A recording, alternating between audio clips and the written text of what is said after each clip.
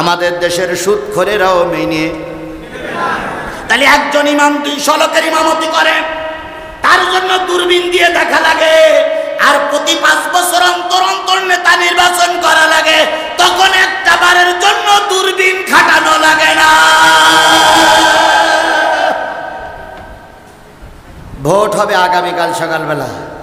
আজকে রেশারক্ত পর্যন্ত চাষা হুজুরের দিকে আছে, তো হুজুর মানুষ ক্ষমতায় গিয়ে কি করবে? ছাড়বো না বন্ধু, তাদেরকে ছাড়বো না যারা দেশটারে তাবেদার করতে করছে যে কল্পনা। তারা ধর্ষণে সেঞ্চুরি করে, পুলিশ দিয়ে মানুষ মারে, ধর্ষণে সেঞ্চুরি করে, পুলিশ দিয়ে মানুষ মারে, মিথ্যা মামলা জেলে খাটায়, তাদেরকে আমরা ছাড়বো না। আমরা ধৈর্য ধরতেছি ঠিকই, কিন্তু আবার উল্টোটাও দেখতেছি। এখন কি কায়দায় বলতেছে, ওনাদের নেতারা প্রায় বলে আমাদের নেত্রী সীমান্ত এলাকায় আছে, টুপ করে আসবে।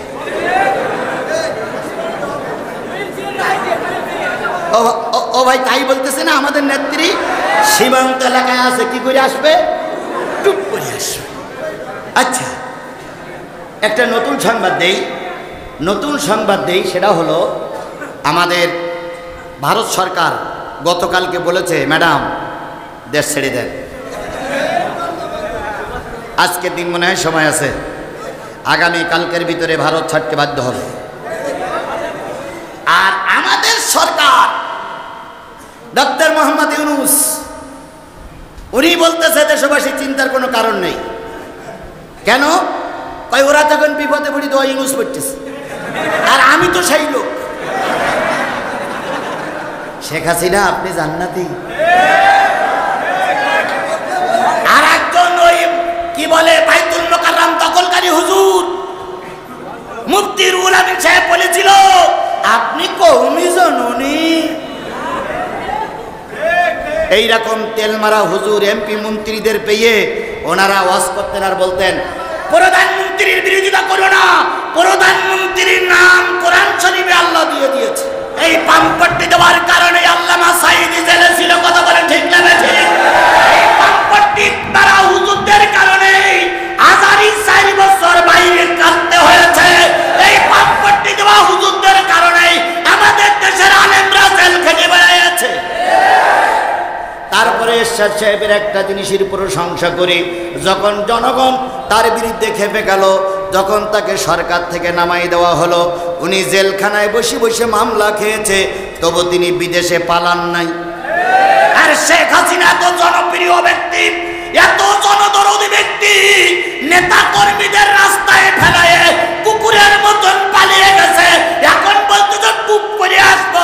শুনে নাও আওয়ামী লীগের নেতা কর্মীরা, ভবিষ্যতের সংবাদ আমরা জানি না, তবে তোমার নেত্রী অতি সহজে আসবে না। ওই হুক্কাটা নাম মুজিবার, জান্নাতি না জাহান্নামী। যারা মুজিবারের দল করেন, আমি চ্যালেঞ্জ দিলাম, আপনার মুজিবার একদিন ফজরের নামাজ পড়েছি, অথবা কোনো এক মসজিদে জুমার সালাত আদায় করেছে, অথবা মাগরিবের নামাজ আদায় করেছে। অনেক ছবি তো পাওয়া যায়, 7ই মার্চের ভাষণের ছবি পাওয়া যায়, হুক্কা টানার ছবি পাওয়া যায়, তারপরে কি জন্মদিনের ছবি পাওয়া যায়। একটা ছবি আওয়ামী লীগের ভাইরা দেখান আপনার মুজিবার নামাজি ছিল, একটা ছবি দেখান, আই ক্যান চ্যালেঞ্জ। কারোর গোনার টাইম নাই। জামাত শিবিরের লোক যদি মনে করে জিহাদি আমাদের পক্ষে দালালি করতে এসেছে, ভুল তথ্য। আমি কারোর পক্ষে দালালি করতে আসিনি, আমি কোরআন হাদিসের কথা নিয়েই ময়দানে এসেছি। আমার কথা জামাতের বিপক্ষেও যেতে পারে, আমার কথা আওয়ামী লীগের পক্ষে যেতে পারে। কথা বলেন ঠিক না ঠিক? কিয়ামতের দিন সর্বপ্রথম যারা জান্নাতে যাবে তারা নামাজি, আর কিয়ামতের দিন সর্বপ্রথম যারা জাহান্নামে যাবে তারা কি? বেনামাজি। তাই নেতা যদি ভালো হয় জান্নাতি, নেতা যদি খারাপ হয় নেতার সঙ্গে কোথায় যাওয়া লাগবে? জাহান্নামে যাওয়া লাগবে। এই জন্য নেতা ভালো দেখে দল করা লাগবে। নেতা খারাপ হইলে সেই দলে থাকা যাবে না। আগামীতে ভালো করে শুনুন, আগামীতে এই এলাকায় আমার আরো কিছু মাহফিল আছে। যেহেতু এবছর মাহফিলের চাপ খুব বেশি, একটা মাহফিল করার পরে বক্তারা যেন আরো 5টা মাহফিল করতে পারে, এই জন্য দয়া করে মাইক সেটটা ভালো নেবেন। বক্তাদের ছোট করে কথা বললি যদি কথাটা বড় করে না বাইর হয়, বক্তারা আজকে মাহফিল করে 10টা মাহফিল বন্ধ হয়ে যাবে। এই জন্য মাইকগুলো সবসময় ভালো নেবেন। কর্তৃপক্ষকে বলছি, কোনো মাহফিলের মাইক যেন নর্মাল মাইক না হয়। ভালো টাকা দিবেন, ভালো মাইক পাবেন। টাকা কম দিবেন, খারাপ মাইক দেবে ওরা। আচ্ছা, এইগুলো নিয়ে কোনো ঝামেলা করা যাবে না, এই টাকা নিয়ে কোনো ঝামেলা করা যাবে না। রস করতে দেন, আমার রস করতে দেন, টাকা সরান এখান থেকে, এই টাকা এখান থেকে সরান। 3 ঘন্টা মাহফিলে যদি 4 ঘন্টা কালেকশন করতে হয়,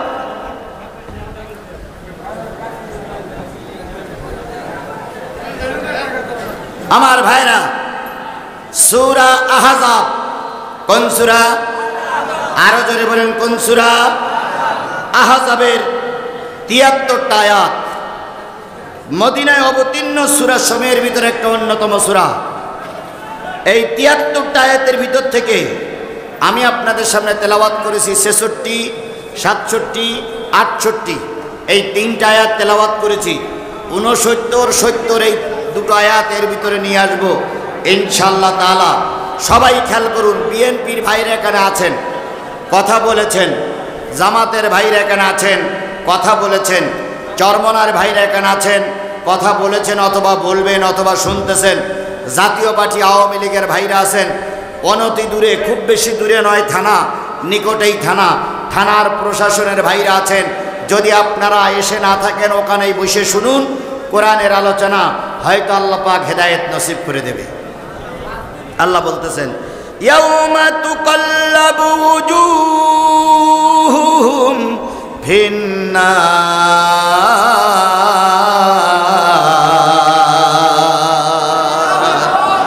আল্লাহ বললেন, বান্দা সেদিনের কথা মনে করো, সেদিনের কথা স্মরণ করো, যেদিন আপন লোক আপন লোকের ভুলে যাবে, বাবা সন্তানের ভুলে যাবে, সন্তান বাবার ভুলে যাবে, স্ত্রী স্বামীর ভুলে যাবে, স্বামী স্ত্রীর ভুলে যাবে, দলের কর্মী নেতার ভুলে যাবে, নেতা কর্মীদের ভুলে যাবে, ওসি সাহেব কনস্টেবলের ভুলে যাবে, কনস্টেবল ওসি সাহেবের ভুলে যাবে, দলপতি নেতা কর্মীদের ভুলে যাবে, নেতা কর্মীরা দলপতির কথা ভুলে যাবে। সেই দিনের কথা মনে করো, যেদিন মানুষের অন্তর আর চেহারাগুলো আগুন দিয়ে পোড়াইয়ে দেওয়া হবে। আচ্ছা, যেদিন মানুষের চেহারা আর অন্তর আগুন দিয়ে পোড়াইয়ে দেওয়া হবে, সেই দিনটার নাম কি? মুসলমান কথা বলেন, সেই দিনটার নাম কি? ইয়াউমাল কিয়ামা, কিয়ামতের দিন একদল মানুষের চেহারার অন্তরগুলো আগুন দিয়ে পোড়াইয়ে দেওয়া হবে। যাদের চেহারার অন্তরগুলো আগুন দিয়ে পোড়াইয়ে দেওয়া হবে, ইয়াকুলুনা ইয়া লাইতানা আতানাল্লাহ ওয়া আতানার রাসূল। ওই লোকগুলো আফসোস করে কেঁদে কেঁদে বলবে, হায় আফসোস, যদি আল্লাহ মেনে চলতাম, রসুল মেনে চলতাম, তাহলে আজকে জাহান্নামের আগুনে আমাদের পোড়া লাগতো না। তাহলে বোঝা গেল যারা আল্লাহ মানবে না, রসুল মানবে না, তাদের চেহারার অন্তরগুলো কি দিয়ে পোড়াই দেওয়া হবে? জোরে বলেন, কি দিয়ে পোড়াই দেওয়া হবে? আমাদের সমাজে, আমাদের দেশে কিছু নাস্তিক আছে যারা বলে, আমরা আল্লাহ মানি না, আমরা ধর্ম মানি না, আমরা রসুল মানি না। এরকম বলা লোক আছে না নাই? আমাদের দেশে একজনের নাম ছিল শাহরিয়ার কবির, সবাই তাকে বলতো মুরগি কবির। এই লোকটা এখন কোন জেলখানায় আছে আল্লাহই ভালো জানেন। এই লোকটা আল্লাহ সহ্য করতে পারতো না, রসুল সহ্য করতে পারতো না। আমাদের দেশে একজন কবি ছিল আহমদ শরীফ, তিনিও আল্লাহ সহ্য করতে পারতেন না, রসুলও সহ্য করতে পারতেন না।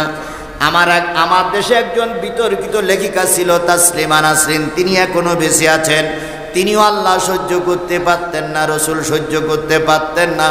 তথাকথিত আমাদের দেশে কিছু মুরতাদ আছে, তারাও বলে আমরা আল্লাহ এবং রসুল মানি না, এরা কবরের আযাব বিশ্বাস করে না। এরা আলেম ওলামা সহ্য করতে পারে না।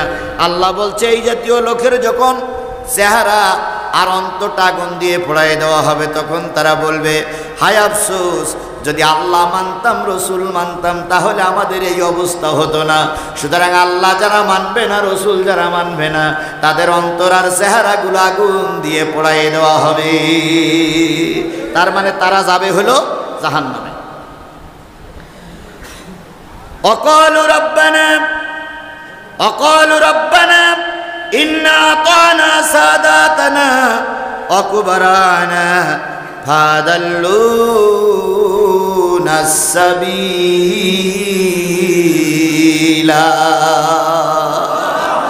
যখন জাহান্নামে ওরা পড়বে, ফেরেশতারা তখন বলবে ভাইরে তুই কোন জেলার মানুষ?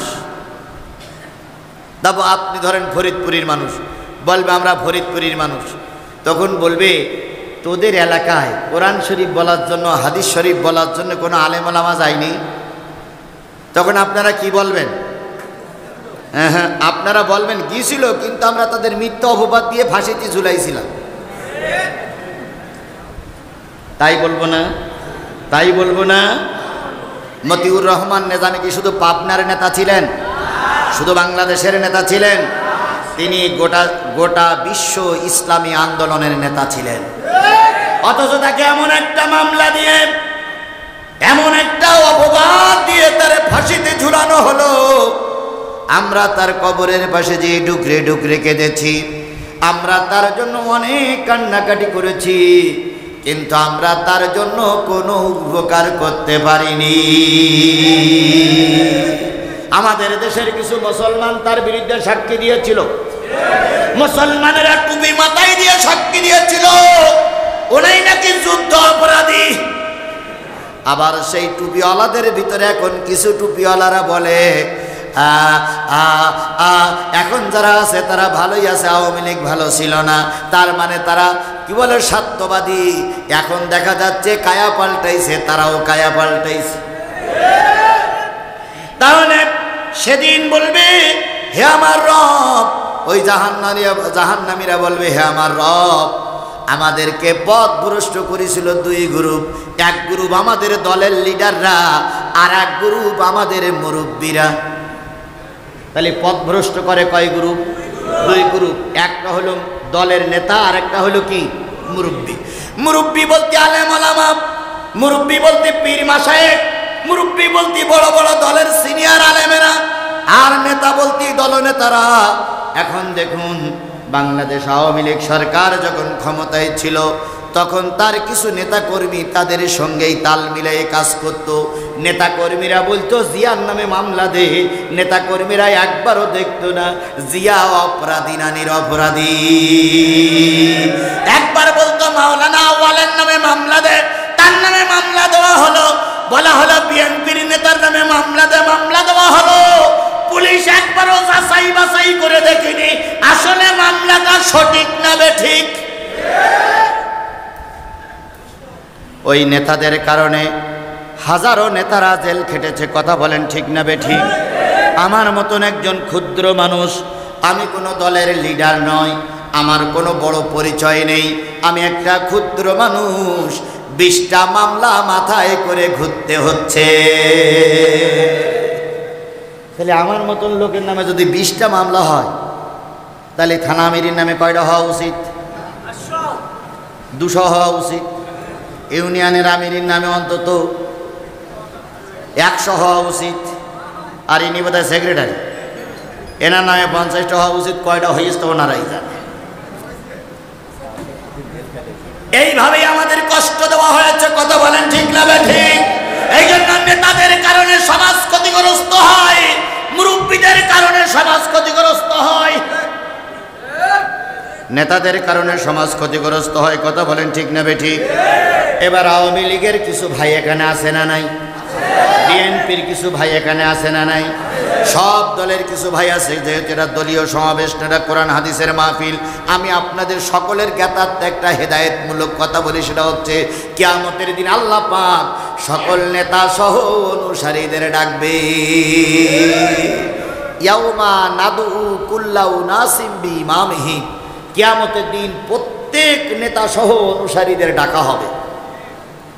যারা এতদিন আওয়ামী লীগ করেছেন, মরহুম প্রেসিডেন্ট মুজিবুর রহমান আর শেখ হাসিনা, ওনারা যেখানে থাকবে আপনারা ওনাদের পিছনে দাঁড়াবেন। যারা জিয়াউর রহমানের দল করেন, খালেদা জিয়া, তারেক জিয়া আর জিয়াউর রহমান যেখানে থাকবে আপনারা সেখানে থাকবেন। এরপরে জাতীয় পার্টির দল যারা করেন, বাংলাদেশের সর্ববৃহৎ মুনাফিকদের লিডার হলো এরশাদ। এই এরশাদ যেখানে থাকবে জাতীয় পার্টির নেতা কর্মীরা সেখানে থাকবে। কথা বলেন, কারণ নেতা সহ অনুসারীদের ডাকা হবে। বাংলাদেশ জামাত ইসলামী যারা করতেছেন, এখন আপনাদের দলের লিডার হলো ডাক্তার মোহাম্মদ শফিকুর রহমান। ডাক্তার মোহাম্মদ শফিকুর রহমান সাহেব যেখানে থাকবে, আর ওনাদের সেক্রেটারি খুলনার গোলাম পরওয়ার যেখানে থাকবে, তারপরে এভাবে করে খান সাহেব, রফিকুল ইসলাম খান সাহেব সহ ওনাদের সিনিয়র নেতারা যেখানে থাকবে আপনারাও সেখানে থাকবেন। এভাবে করে যে দল করতেছেন সেই দলের নেতা সহ কর্মীরা এক একটা দলে লাইন দিবেন। বিশ্বাস করুন, আপনার দলপতি যদি জান্নাতে যায় আপনিও জান্নাতি।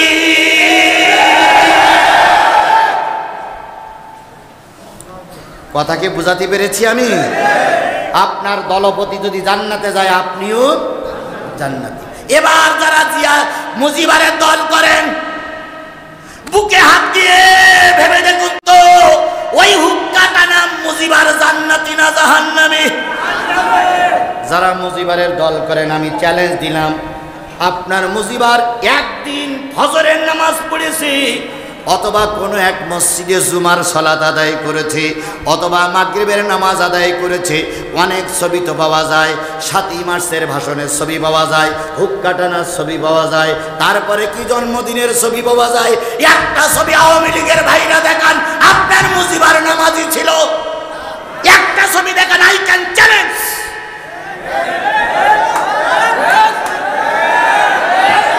একটা ছবি আপনি দেখান যে মুজিবার একদিন নামাজ পড়েছে, একটা ছবি আমারে দেখান। আমি চ্যালেঞ্জ দিয়ে গেলাম, জীবনেও দেখাতে পারবেন না।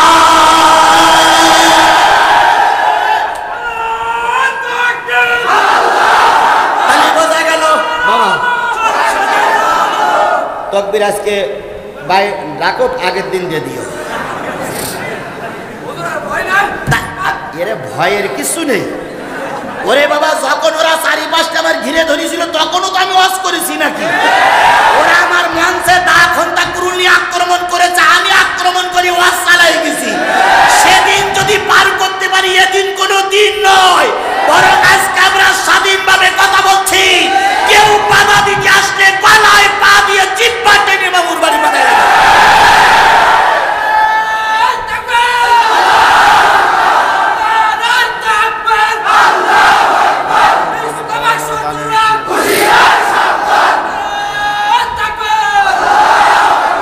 কারোর গোনার টাইম নেই আমার, আমি একমাত্র আল্লাহরে গুনি, রসুলকে গুনি। কথা বলেন ঠিক না বেঠিক?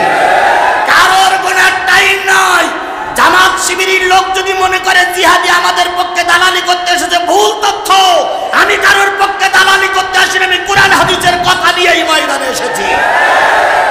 আমার কথা জামাতের বিপক্ষেও যেতে পারে, আমার কথা আওয়ামী লীগের পক্ষে যেতে পারে। কথা বলেন ঠিক না বেঠিক? আমি পর্যায়ক্রমে আসি। তাহলে যে জিনিসটা বোঝাতে চাচ্ছিলাম, কিয়ামতের দিন সর্বপ্রথম যারা জান্নাতে যাবে তারা নামাজি, আর কিয়ামতের দিন সর্বপ্রথম যারা জাহান্নামে যাবে তারা কি? বেনামাজি। তাই যদি হয়, আগামীকাল বৃষ্টির কারণে এখানে একটা সমাবেশ হবে। এখান থেকে মসজিদটা কত দূর? মসজিদ আজান হয়ে গেল, 95% লোক নেতা কর্মীরা নামাজ পড়তে গেল, 2-4 জন লোক এদিক সেদিক মারল, আসরের নামাজ শেষ হয়ে আবার অনুষ্ঠান শুরু হলো। তাহলে বোঝা গেল 95% যে দলের লোক নামাজি, যে দলের কর্মী লোক নামাজি, ওই দল যখন দাঁড়িয়ে যাবে 95% লোক নামাজি হওয়ার কারণে আল্লাহ পাক 95% লোককে মাফ করে দিবেন। এবার 5%, 2%, 3% যদি বেনামাজি থাকে, ওই 95 জন লোকের সুপারিশ করার কারণে এই 3%, 2% লোককে আল্লাহ মাফ করে দেবে।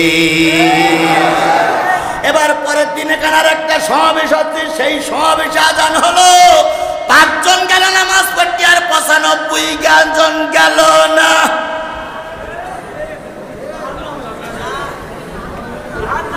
%95 লোক নামাজ পড়তে গেল না। একজন হাজী সাহেব এসে বলতেছে, চেয়ারম্যান সাহেব, ও উপজেলা নেতা, নামাজ পড়তে গেলেন না কেন?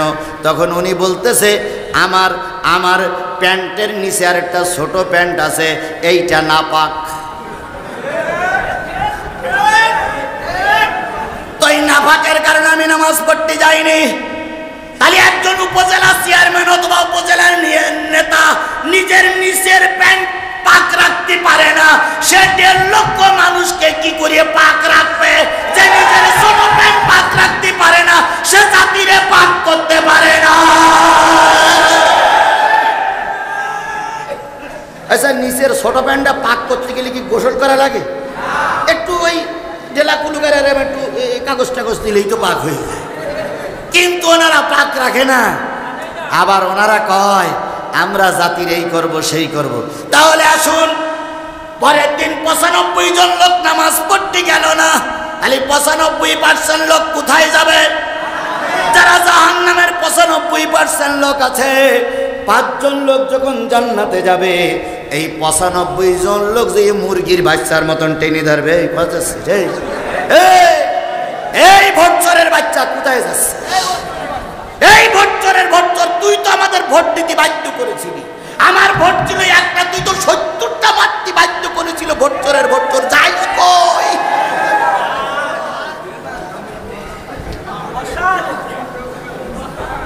সুতরাং নেতা যদি ভালো হয় জান্নাতি, নেতা যদি খারাপ হয়, নেতার সঙ্গে কোথায় যাওয়া লাগবে? জাহান্নামে যাওয়া লাগবে। এই জন্য নেতা ভালো দেখে দল করা লাগবে। নেতা খারাপ হইলে সেই দলে থাকা যাবে না। এবার আসুন, আমাদের সর্বপ্রথম নেতা নির্বাচন হয় মসজিদ থেকে। কোথার থেকে? একটা ওয়ার্ডের ভিতরে 5টা 7টা 8টা করে মসজিদ। তাহলে আগে নেতা নির্বাচন হয় কোথায়? মসজিদে। মসজিদে নেতা নির্বাচন হয় যদি নখ লম্বা হয়, দাড়ি না থাকে, প্যান্ট শার্ট পরা ইমাম যদি নামাজ পড়াতে আসে, আমাদের দেশের সুদখোরেরাও মেনে। তাহলে একজন ইমাম 200 লোকের ইমামতি করে, তার জন্য দূরবীন দিয়ে দেখা লাগে। আর প্রতি 5 বছর অন্তর অন্তর নেতা নির্বাচন করা লাগে, তখন একটা বারের জন্য দূরবীন খাটানো লাগে না। ভোট হবে আগামীকাল সকালবেলা। আজকে রেশারক্ত পর্যন্ত চাষা হুজুরের দিকে আছে। কালকে ফজরের নামাজ পড়ে বলতে, মানুষের মনে করেছিলাম জিহাদি ভাইকে ভোটটা দেব, কিন্তু দেওয়া যাবে না। কেন? তো হুজুর মানুষ, ক্ষমতায় গিয়ে কী করবে? হুজুর বলতে, চাচা কালকে এশার নামাজ পড়ে গেলে বললেন যে হুজুর ছাড়া লাইন নেই। কাছে বললাম, রাত্রি ঘুমিয়ে চিন্তা করে দেখলাম হুজুরিদের লাইন নেই। তো এবার ইমাম সাহেব একটু গবেষণা করছে, ঘটনা কী রে? শোনা গেল বামপন্থী রামপন্থী নেতারা রাত্রি এসে দোকান 500 টাকার নোট দিয়ে গেছে। চাচার ইমান এশার নামাজ পর্যন্ত ঠিক ছিল, ফজরের নামাজ পড়ে চাচার ইমান 500 টাকায় বিক্রি হয়ে গেছে। আচ্ছা, এইরকম টাকা খেয়ে ভোট দিয়েছিলেন কারা কারা? হাত তোলেন তো ভাই।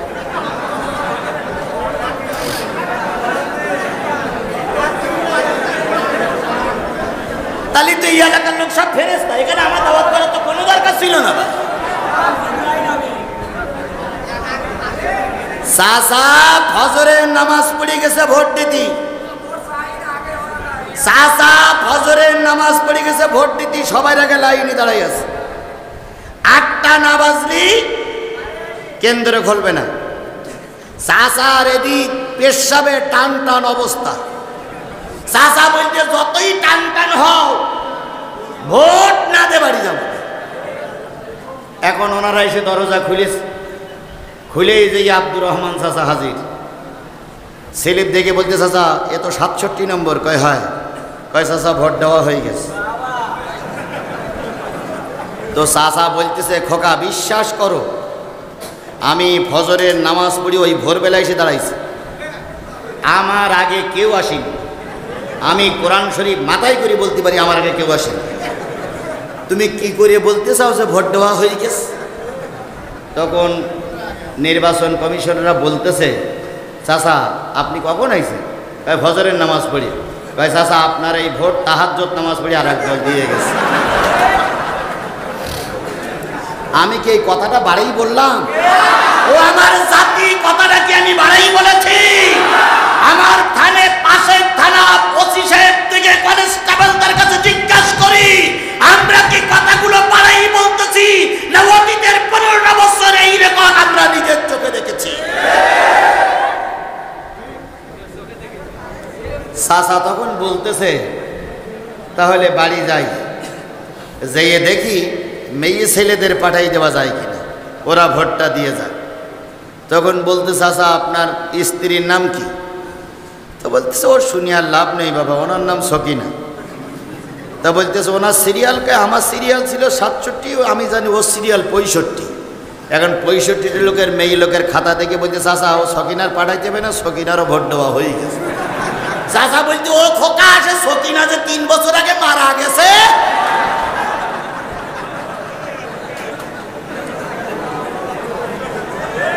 তখন বলতেছে, কি বললেন চাচা? সকিনা যাই ভোট দিয়ে গেছে, টিক চিহ্ন দেওয়া। চাচা তখন বসে পড়িস, খোকা তুমি সত্যি কথা বলতেছ? কয় হ্যাঁ। তখন চাচা কাঁদতেছে, আল্লাহ যদি তাহাজ্জুদ পড়ি আসতাম তাহলে সকিনার সঙ্গে আমার দেখা হয়ে যেত। আল্লাহ আমি কেন ফজরের নামাজ পড়ি আসলাম? জাতি এভাবে করে আমাদের নিয়ে উপহাস করা হয়েছে, এভাবে কেন আমাদের নিয়ে ব্যঙ্গ করা হয়েছে। কথা বলে ঠিক না ঠিক? আর এখন বলো টুপ করে চলে আসবো, একটু এসে দেখো জনগণ লাঠিতে তেল মাখাইয়ে তোমাদের খুঁজতেছে, নিয়ে এসে দেখো তোমরা।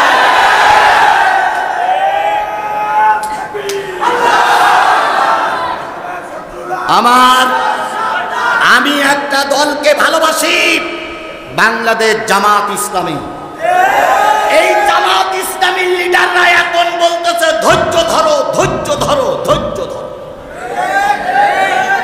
আমিও বলতেছি ধৈর্য ধরতে, আমি অধৈর্য হতে বলছি না। ইসলাম ধৈর্যকে পছন্দ করে। কথা বলেন ঠিক না ঠিক? এবার আমাদের ওয়াজ করার পরে ধৈর্যের সবক নিয়ে ধৈর্য ধরবেন এই শপথ নিয়ে বাহিরে গেছেন, যেয়ে দেখতেছেন হাসপাতালের মোড়ে ওবায়দুল কাদের দাঁড়াই আছে।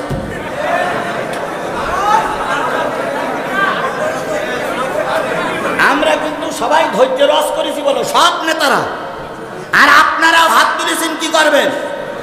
এখন দেখতেছেন ওবায়দুল কাদের দাঁড়াই আছে হাসপাতালের মোড়ে। আচ্ছা বলুন, একটা লোক হাত তোলেন, বক্সিং না দিয়ে কেটে কেটে বাড়ি যাবেন, হাত তোলেন। তখন ধৈর্যের রস কি আর কুলাবে? জোরে বলেন, কুলাবে? আজকে তোমরা যা করেছো প্রতিটা রেকর্ড আমাদের সামনে বাঁচতেছে। নেতারা ধৈর্য ধারণ করতে বলেছে বলে আমরা চুপচাপ ঘুরে বেড়াচ্ছি। তোমাদের রঙিন চোখ এখনো দেখতেছি, তবে খুব তাড়াতাড়ি আমরা তোমাদেরকে বিচারের আওতায় আনবো। একটারও ক্ষমা করা হবে না। প্রতিটার বিচার বাংলাদেশে হবেই হবেই হবে।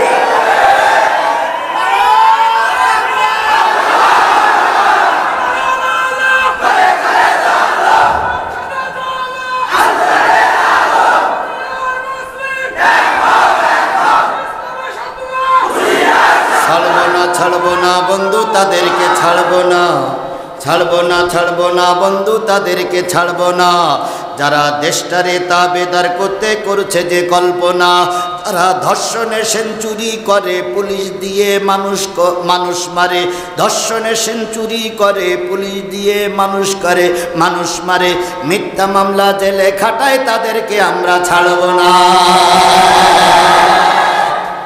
আমার কথা একমত? একমত? একমত? আল্লাহ জাতিরে কবুল করুক। আমরা ধৈর্য ধরতেছি ঠিকই, কিন্তু আবার উল্টোটাও দেখতেছি। এখন কি কায়দায় বলতেছে, ওনাদের নেতারা প্রায় বলে, আমাদের নেত্রী সীমান্ত এলাকায় আছে, টুপ করে আসবে।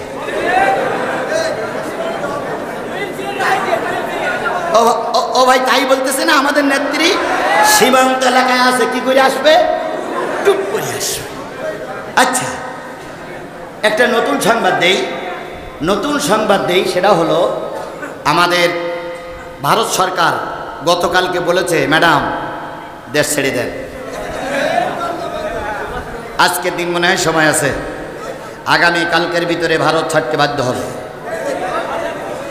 আর আমাদের সরকার ডক্টর মোহাম্মদ ইউনূস উনি বলতেছে দেশবাসী চিন্তার কোনো কারণ নেই। কেন? কয় ওরা তখন বিপদে পড়ি দোয়া ইউনূস পড়তেছে, আর আমি তো সেই লোক।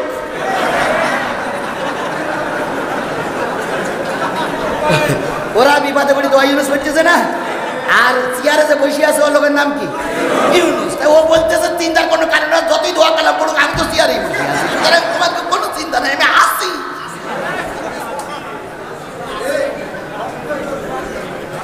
আমাদের দেশের কিছু হুজুররা তেল মাপতে মাপতে এমনও তেল মেরেছিল, মঞ্চে দাঁড়িয়ে বলেছিল, শেখ হাসিনা আপনি জান্নাতি। আর একজন ওই কি বলে বাইতুল মুকাররম দখলকারী হুজুর মুফতি রুহুল আমিন সাহেব বলেছিল, আপনি কওমি জননী। এইরকম তেল মারা হুজুর এমপি মন্ত্রীদের পেয়ে ওনারা ওয়াজ করতেন আর বলতেন, প্রধানমন্ত্রীর বিরোধিতা করো না, প্রধানমন্ত্রীর নাম কোরআন শরীফে আল্লাহ দিয়ে দিয়েছে। তাই একজন জিজ্ঞেস করলে, হুজুর সেই আয়াতটা একটু বলবেন? হুজুর বলতেছে, তোমরা পড়ো না কোরআন শরীফ? তা কি? তখন হুজুর বলতেছে, কোরআন শরীফে লেখা আছে, রব্বানা আতিনা ফিদ দুনিয়া হাসিনা। পামপট্টি কারে বলে? এরকম পামপট্টি দেওয়া হুজুর ছিল না আমাদের সমাজে? এই পামপট্টি দেওয়ার কারণে আল্লামা সাঈদী জেলে ছিল, কথা বলে ঠিক না বেঠিক? এই পামপট্টি দ্বারা হুজুরদের কারণে আজারি 4 বছর বাইরে কাটতে হয়েছে। এই পামপট্টি দেওয়া হুজুরদের কারণে আমাদের দেশের আলেমরা জেল খেটে বেড়াচ্ছে। কি কয়? রব্বানা আতিনা ফিদ দুনিয়া হাসিনা ওয়া ফিল আখিরাতি হাসিনা। আচ্ছা বলেন, এই জাতীয় হুজুরদের এখন যদি পাই আর নেতারা যদি বলে ধৈর্য ধরো, তাহলে নেতাদের ওই কথা কি মেনে চলার মতন মন মানসিকতা তৈরি হয়? শুধু বলবো ধর।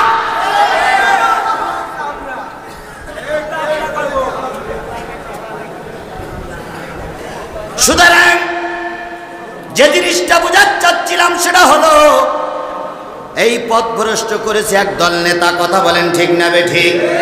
যেই নেতাগুলো এখন কর্মীদেরকে ফেলাই রেখে বিদেশে আনন্দ করতেছে। এরশাদ সাহেবের আমি খারাপ বলি, এরশাদ সাহেবকে আমি জীবনেও ভালো বলি না, তারপরে এরশাদ সাহেবের একটা জিনিসের প্রশংসা করি, যখন জনগণ তার বিরুদ্ধে খেপে গেল, যখন তাকে সরকার থেকে নামাই দেওয়া হলো, উনি জেলখানায় বসে বসে মামলা খেয়েছে, তবু তিনি বিদেশে পালান নাই।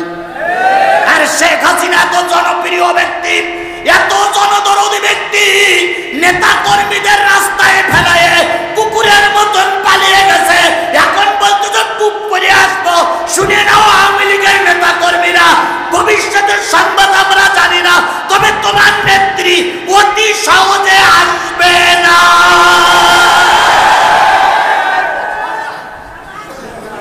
পিলখানা হত্যাযোগের মামলা তার নামে চাপিয়ে দেওয়া হয়েছে। হেফাজতের হাজারো নেতা কর্মীর মামলার আসামি তিনি।